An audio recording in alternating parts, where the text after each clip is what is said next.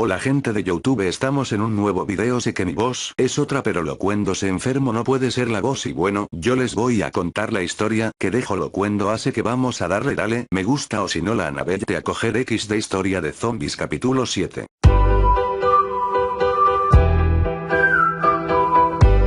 El origen de los zombies. Una tarde de enero de 1980, los pobladores de la pequeña localidad rural del Estere, en el departamento de Artibonito, MID, vieron su rutina gravemente alterada cuando un hombre de pasos torpes, mirada perdida y ropa raída y sucia apareció en sus calles. Edía. Aunque la mayoría lo miraba con miedo, algunos creyeron reconocerlo tras sus gestos confusos. Era Clairvius Narcisse, un hombre del pueblo, aunque un detalle evitó que sus vecinos se acercaran a saludarlo. Narcisse había muerto en 1962. Tras reencontrarse con sus familiares y volver en sí, contó una historia que estremeció a quienes lo oyeron, sacudió a un sector de la comunidad científica y obtuvo reportajes y titulares en revistas sensacionalistas. Tras serios líos por unas tierras, había enfermado y muerto.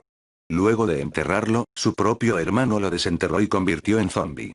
Coincidiendo con antiguas versiones comunes en el imaginario popular haitiano, pasó un tiempo trabajando como esclavo en una plantación, hasta que el capataz murió, gracias a lo cual fue recuperando la memoria y la autonomía, pudo escapar y volver a casa. Dijo que había sido envenenado con una especie de datura, una hierba que puede ocasionar alucinaciones y convulsiones. A pesar de que para muchos no era más que un charlatán, vecinos y familiares lo reconocieron como el hombre que había muerto 18 años antes.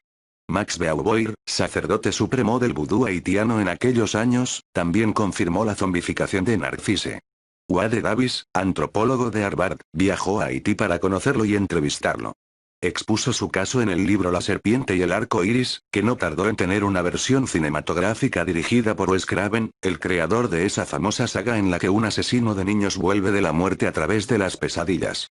La polémica estaba abierta, pues los secretos del vudú son difíciles de desentrañar, incluso, para los mismos haitianos, muchos de los cuales incluyen sus preceptos y creencias en su vida cotidiana.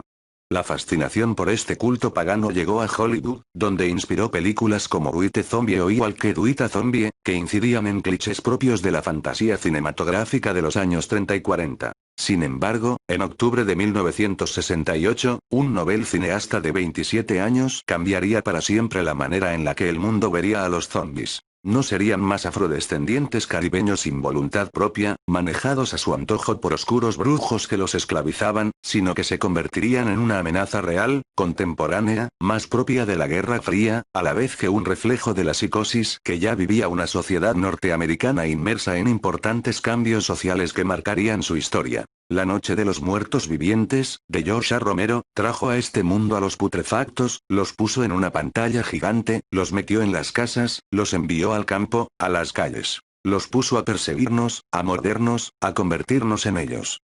Como un moderno Prometeo, Romero le robó a la fantasía el fuego de la vida para dárselo a ellos. Yo había leído una novela llamada Soy Leyenda, de Richard Matheson, y me pareció que, en el fondo, hablaba de una revolución.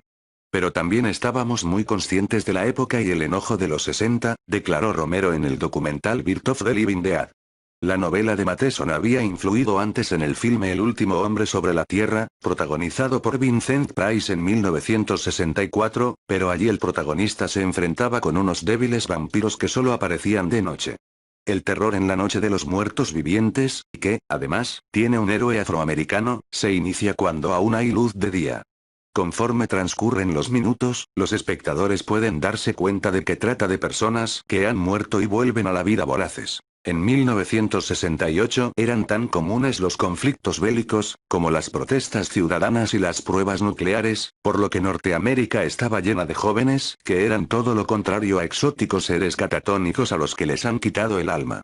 La nueva amenaza era un ser animado, biológicamente definible, que ocupa un cadáver humano. Creo que había un poco de ira, un poco de decepción, así que inventé estos personajes, ha dicho Romero. En mi mente solo eran unos ghouls, unos espectros.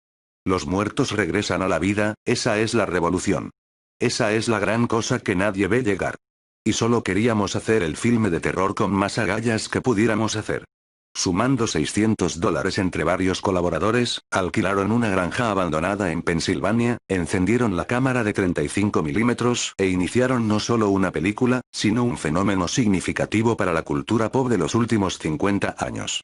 Solo en este siglo, ha producido novelas, Orgullo y Prejuicio y Zombies, millonarias sagas, Resident Evil, superproducciones, Guerra Mundial Z, videojuegos, Death Rising, o cómics convertidos en exitosas series, The Walking Dead. Eso, sin mencionar las zombie walks y convenciones alrededor del mundo, todo lo cual forma un mercado próspero, lleno de vida y con, aparentemente, más futuro que nuestra propia civilización. Y pensar que los zombies haitianos eran la personificación de 500 años de violencia, esclavitud y muerte. Y pensar que muchos líderes religiosos y políticos zombifican a sus fieles con mentiras. Tal vez, ese sea el mayor horror de los zombies. Un apocalipsis que ya estamos viviendo. Hablando en términos científicos, ¿se puede concebir como posible un apocalipsis zombie? Si nos guiamos por los referentes cinematográficos más recientes, podemos decir que el virus se contagia e infecta a las víctimas a gran velocidad, transformando a millones de personas en solo unos días en entes ávidos de carne. ¿Cuánto de verdad hay? Recordemos que la humanidad ya ha sufrido grandes epidemias. La peste negra del siglo XIV mató, al menos, a un 40% de la población de Europa. La pandemia de gripe española ocurrida tras la Primera Guerra Mundial mató a unos 40 millones de personas e infectó a casi la mitad de la población mundial. En este siglo tuvimos la gripe asiática, la N1H1 o la gripe aviar, que nos han transmitido miedo, al igual que el ébola. Según el documental La verdad detrás de los zombies, las investigaciones han concluido que si se presentara un virus de contagio aéreo que se lograra combinar genéticamente con la rabia, manteniendo a los individuos en un estado inhumano y caníbal, las consecuencias serían gravísimas. Eso sí, la ciencia también dice que es imposible convertirse en zombie pocos minutos después de ser mordido. Ningún virus conocido tiene la capacidad de invadir el cuerpo humano en tan poco tiempo. Sin embargo, Mad Mog, fundador de la Sociedad de Investigación Zombie, un organismo que pretende ser serio, no un grupo de fans en el Comic Con, asegura que la discusión no es sobre si sucederá un apocalipsis zombie, sino sobre cuándo será. Mock es autor de varios libros donde ofrece distintos consejos para sobrevivir. Aunque da para otro tema, es importante mencionar el síndrome de Cotard, una extraña enfermedad mental caracterizada por un delirio en el que las víctimas creen estar muertas, o en proceso de putrefacción, y se perciben a sí mismas como almas en pena. Bueno chicos, espero que les haya gustado. Si les gustó, denle me gusta y comenten y suscríbanse para más capítulos de Zombies. Chao XD.